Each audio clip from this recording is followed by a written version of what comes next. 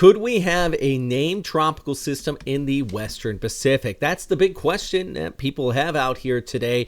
So let's discuss it. I'm meteorologist Robert Spetta. We're going to be discussing this area, in fact, just towards the south and east of Guam. And what are the chances this could become a tropical system? So key thing right now, we are seeing some initialization. We do have some convection flaring up. This is way out here, though, all the way out towards the Chuk area.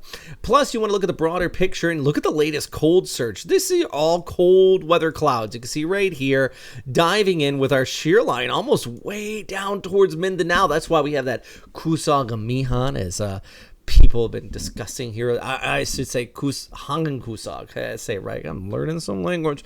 That has been bringing gusty conditions to eastern areas of Visayas and northeastern Mindanao.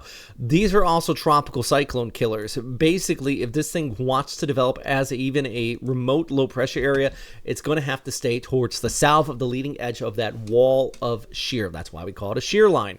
So Mindanao would be more of the chance of some increase in rainfall by the mid to latter part of next week, the 4th over towards the 7th. Some long-range guidance is kind of indicating something out here, but it's very faint and it's very long. Take a look at the ECMWF. This is actually by Saturday into Sunday. Look at this area right here. You kind of have that circulation trying to develop just north of the ITCZ. There is a low amount of Coriolis in there, I can tell you that, which means you would be looking at higher winds on the northern periphery, kind of wrapping around and gusting on shore to parts of Mindanao to Visayas at the very least. This is by Tuesday into Wednesday of next week. Kind of seeing that low. See it right there?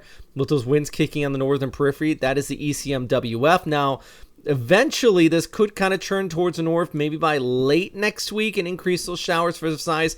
But at the same time, look in the northern part of the screen where I'm writing right there. And that's actually a cold surge that's going to be coming in. So it's going to be interesting how by the mid to late part of next week, we could see a bit of a cold surge set up. And on top of that, our tropical low trying to develop here in the south that could interact with each other and bring some messy conditions. It's a converging setup and a lot of dynamicness in here. So that is something I want you to keep in mind. But you see right here what we're talking about with our area. That's the shear line just north of that. That would create a wall for this to be turning towards north. But at the same time, you do have the interaction with our next cold surge that could be kicking in. So a low chance of a named storm at this point, but a chance, as our friends from Dumb and Dumber like to say, increasing rain in Yap and Palau at the very least, but also increasing rain for the mid to late week in the Philippines here by late next week. By the way, before I go any further, I do want to give a big shout out to our Patreon members and those who like and subscribe these updates, especially if you're not subscribed. No, not a lot of people subscribe. The algorithm does its thing, but we have to get up to 100,000 subscribers, guys, because it really will help out with the algorithm. So this channel will get shared out more. So just something to keep in mind. If you haven't subscribed yet, please just take a moment, hit that button. It ain't going to hurt you. All right, so closer look at what we got going on here. Still on Thursday and Friday, eastern portions of Visayas, we still have that gusty wind type setup that continues to impact. Otherwise, Manila and places like that, looking at some pretty decent weather conditions. We actually just scroll on through to Cebu. I got mostly sunny skies Saturday into Sunday, but a little uptick in rain by Monday and increasing clouds by Tuesday. But we're going to keep an eye on that extended forecast while the easterlies continue to dominate in the Siargao. I put the video here. Who was it that sent? Gabriel. You sent me a video. It was a heavy video, and it was sideways when I imported it. So I was just doing it right now. I gotta go back and redo the whole thing. But I got your video. I was asking for some people to shoot me some drone footage out of Siargao. Just a little loop. I got your video. I'm gonna post it up. So big shout out to you, and I'll get that into the next one. But the key thing with the forecast, it looks a little messy. And Manila, at least nice heading into the weekend if you are out there. By the way, I might be visiting the Philippines in the next couple months. Don't tell anybody yet, but it's a possibility. And I really want to hit up as many places as possible if I do so. So, especially our Patreon members. I want to visit a lot of you guys who have been supporting this channel. So give me a shout out. Let me know. All right.